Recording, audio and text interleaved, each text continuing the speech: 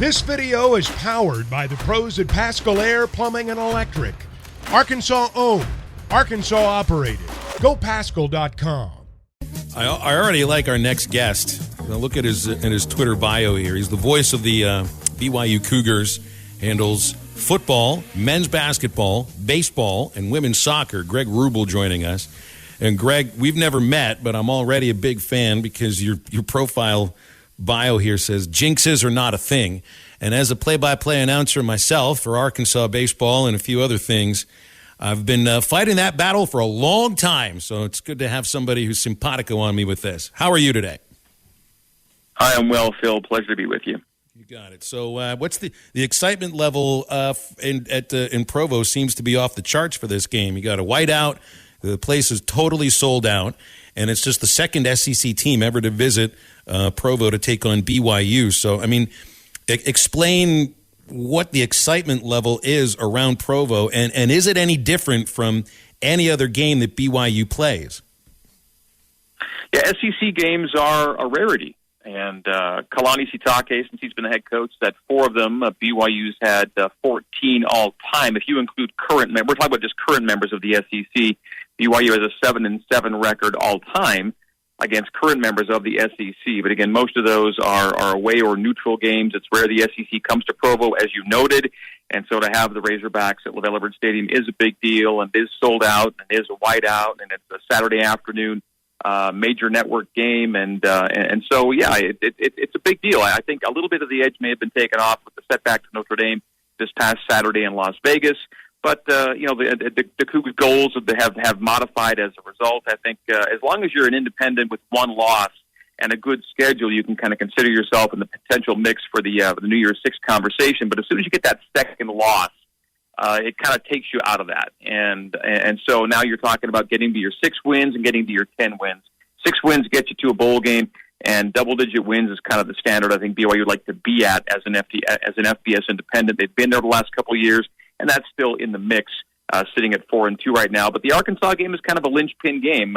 How well BYU is able to do in pursuit of the 6 and 10 wins will, in large part, ride on how the Cougs play against the Razorbacks on Saturday afternoon.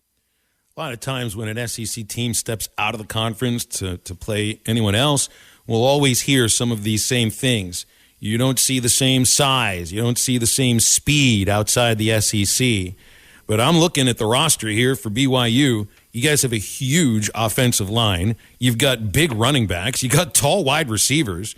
I don't necessarily know the speed of the team, but you certainly have the size that we see, I think, in the SEC. What's the speed like for your BYU team? It's fair, and it's the kind of thing I think Notre Dame is a nice barometer.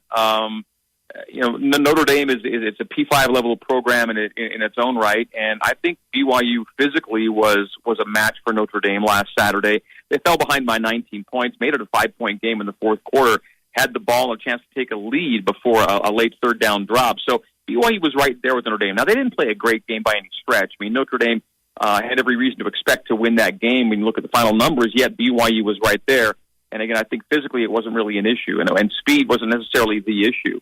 There were some execution things, and there was Jaren Hall playing very much of an outlier game for him last week, and there were some reasons for that. They allowed after the fact that he hadn't practiced much during the week, was banged up in the Utah State game, didn't play well, didn't play healthy, and the hope is he's better a week later. That all said, I think when you square off with Notre Dame and hold your own like the way they did, you feel like you're kind of in the same neck of the woods when it comes to the SEC team you're going to see the following week. But SEC football is kind of a different breed all of its own, and Arkansas has playmakers the likes of which BYU maybe has not seen yet this season. But your point is fair. The Cougars have playmakers of their own.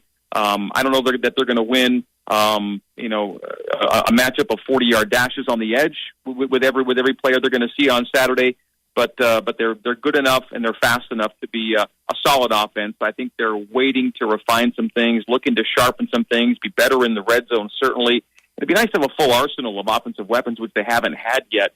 Either Gunnar Romney or Puka Nacua or Chase Roberts have been hurt every week this season. They've not played together in any game this season, and that's been a problem for BYU as well. You mentioned the red zone. They're ranked 101st in red zone scoring success. This is a balanced offense, though, man. I mean, you run the ball with some success. You can throw the ball with success. It's almost even in the number of rushing attempts and passing attempts. I've heard and seen Jaren Hall is incredibly fast, and maybe a bit of a surprise from the outside perspective that he doesn't run as often. Tell me about Jaren Hall's speed and his elusiveness, because this is an Arkansas defense that, for the most part, up until the last couple of weeks, was getting after the quarterbacks, and I think they expect to again this Saturday.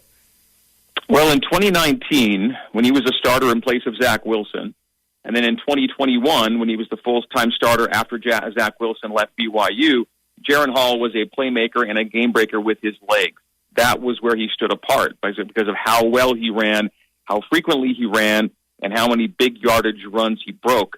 That has not been the case this season. His long run is 13 yards.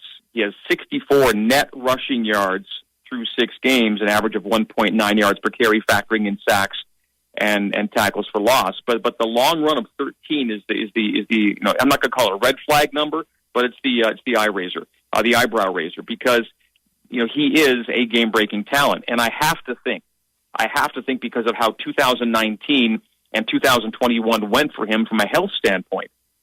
He left he was injured in both of those seasons, didn't have a complete season either time.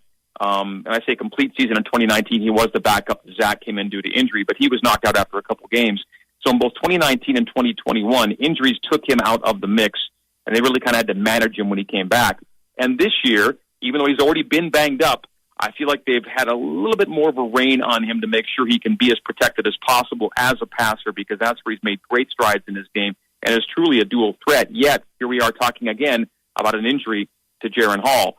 He was banged up in the Utah State game, and as I noted a few minutes ago, didn't practice much during the Notre Dame week and didn't look good. His first pass he threw was a floater we had not seen yet. It was picked off on the first play of the game, and it was very much an outlier game. 9 for 17 was his passing tally on Saturday. Now, the asterisk to that, Phil, is that BYU had only 46 snaps on the day. Yeah. And these are back-to-back games now, Utah State and Notre Dame, where BYU simply could not keep the offense on the field in the first half. 19 offensive plays against Utah State in the first half, 21 offensive plays against Notre Dame in the first half. They did not have the ball enough to get into any kind of flow until it was almost too late. Well, both Utah State and Notre Dame ran the ball over 45 times with a lot of success. You look back to the loss against Oregon, 212 yards on the ground on 44 runs. I mean, you kind of expect that Arkansas is just going to try to, smash mouth and run the football. That's what they would try to do against anybody. And I'd imagine you got to be ready for a lot of that in this one, too. Yeah, the yards per rush number allowed by BYU is not the worst in the world. It's kind of middling, but it's the volume we're seeing right now. Teams realize that if they're going to get 4 to 5 a pop, they can stay with it and be pretty productive. And so BYU's defense, Phil, right now the main challenge is this: make some plays, because they're not making enough plays on third down.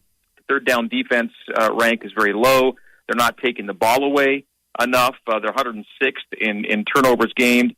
They don't sack the quarterback. They're 102nd in sacks. They don't tackle for loss, 112th there. So the impact plays, they're called the havoc plays.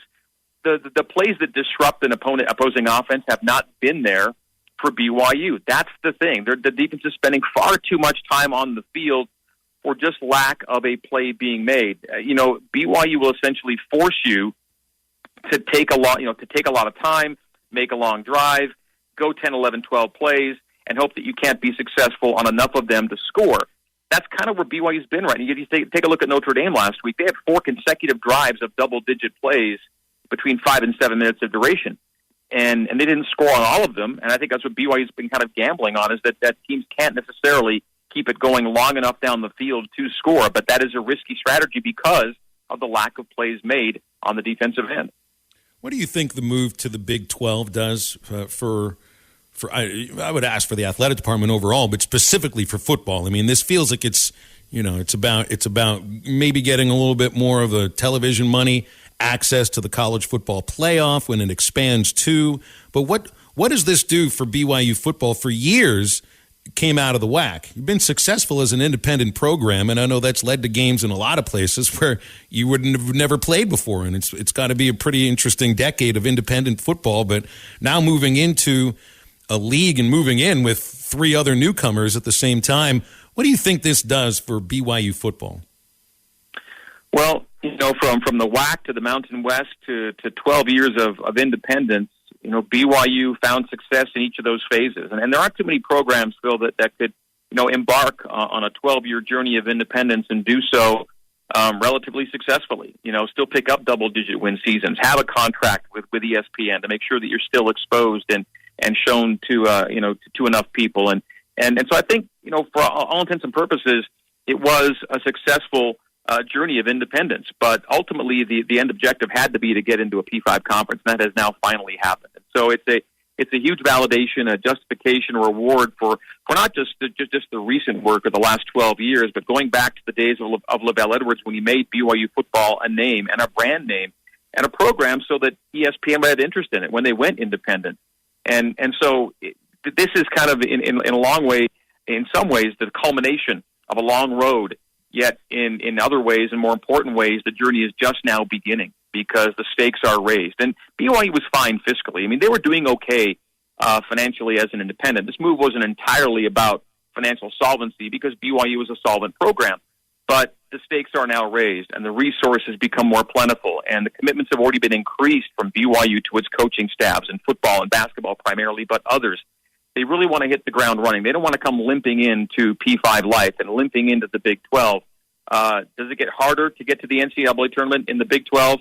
In a lot of ways, absolutely. And in some ways, it might be easier if you can get to a middle-of-the-pack standard as soon as possible because so many teams make it to the NCAA tournament out of the Big 12, for example, where, as in the WCC, which they're in basketball, you've really got to be a top 2 team to have a shot every year of getting in to the big dance. So the standards may change year to year in terms of what the actual goal is, but the hope is that this rising tide in the Big 12 lifts all of BYU's athletic ships because if you look at things like the Learfield Directors' Cup standings, BYU has been the premier non-P5 program for years now. Now they join the P5 community because, Phil, for a long time, BYU kind of looked and acted and felt like a P5 program without the actual stamp of approval. They have a huge stadium. They have a huge basketball arena. They draw big numbers. They win a lot of games. They have national types of success in the tournament, but they never really had that welcome to the club moment that they now have in the Big 12. So it's a huge thing, terribly exciting, and it's a long answer to your question, but it means a lot to BYU in ways beyond the money. All right, now you and I, we'll end this conversation where we started. You and I are going to be in the Broadcasters Jinx Hall of Fame at some point. Like, I will point out if a pitcher hasn't allowed a base hit in the 7th inning. I'm going to point out if somebody's made 12 consecutive free throws on the air, and then the coach will blame me, and so will the listeners when they lose. So, I mean, you and I are on the same wavelength about this. Jinxes, there is no such thing as a broadcaster jinx. I'll let you riff on that, and then we'll end it. Well, because, you and I both mention a lot of things that continue to be things after we've said them. It's you can't simply cherry pick the moments where something happened negatively after something you said relative to the stat we're talking about, because so many things we talk about continue to be in effect for that game and the next game and the next game until they're not anymore, because all streaks end. It's sports. And we're just, we're in the information industry. We're in the business of informing and entertaining and hopefully keeping things interesting for people. And all we're doing is sharing notes of interest. And sometimes these notes of interest relate to things like streaks and runs and things that sometimes don't last forever and sometimes last quite a lot longer, even after we've talked about them. So yes, it's funny and it's kind of a tongue-in-cheek thing, but nothing you or I have ever said will have an impact on the events on the court or the field or the pitch. But they're things that we find interesting because we're numbers guys and we're stats guys and information guys and interest guys and trivia guys and history guys. And that's all fun. And it's part of why we love what we do. And again, it pops up from time to time because heaven knows, I'm sure there was somebody out there that cringed when I said that Jaren Hall had a streak of 144 passes without a pick last week. And then he threw a pick on his first throw against Notre Dame. But I've been noting his streak for weeks when it kept going and going until it didn't anymore because it's sports, right? That's right. That's right. You got that, everybody out there? You got that? There are other folks just like me. Football is back, and BetOnline remains your number one source for all your football betting needs this season. You'll find the latest odds, matchup info, player news, and game trends. And as your continued source for all sports wagering info, BetOnline features live betting, free contests, live scores, and giveaways all season long. Always the fastest and easiest way to bet on all your favorite sports and events like MLB, MMA, tennis, boxing, and even golf. Head to betonline.ag to join and receive your 100% welcome bonus with your first deposit. Make sure to use the promo code BELIEVE to receive your rewards. That's BLEAV. Bet online, where the game starts.